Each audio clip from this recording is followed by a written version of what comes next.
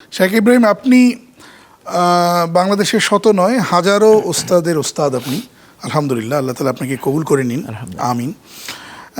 আমরা দেখি যে জুমার দিনেও দোয়া চাচ্ছেন খতিব সাহেব যে অমুকের সন্তান কোরআন খতম করেছে, আল্লাহ তাআলা কবুল করে নিন। কোনোদিন ইমাম সাহেবকে, খতিব সাহেবকে এমন বলতে শুনি না যে আপনার মেয়ে কি বুঝে বুঝে খতম করেছে নাকি না বুঝে খতম করেছে, অর্থাৎ অনুবাদ সহ পড়েছে কিনা। এদিকে উৎসাহ দিতে দেখি না কোনো আলেমদেরকে।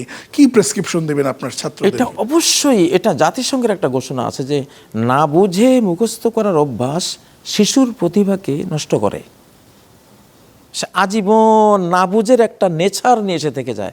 এই যে মক্তবে ভুলটা করা হয় যে এই কিতাব বোঝা লাগবে না, বাস ওই বুঝটা শিশুকালের ওই যে কান্নাকশাফিল হাজার শিলালিপির মতো এটা অন্তরে গেঁথে গেছে যে এটা তো বোঝার দরকার নাই।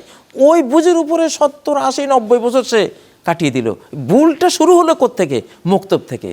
যদি মক্তবে যদি আমি আলহামদু সকল প্রশংসা লিল্লাহে আল্লাহর জন্য রব্বিল আলামিন যিনি বিশ্বজাহানের স্রষ্টা প্রতিপালক, আমি যদি শব্দে শব্দে শব্দে যদি বুঝিয়ে দিতাম তাহলে সে বুঝতো।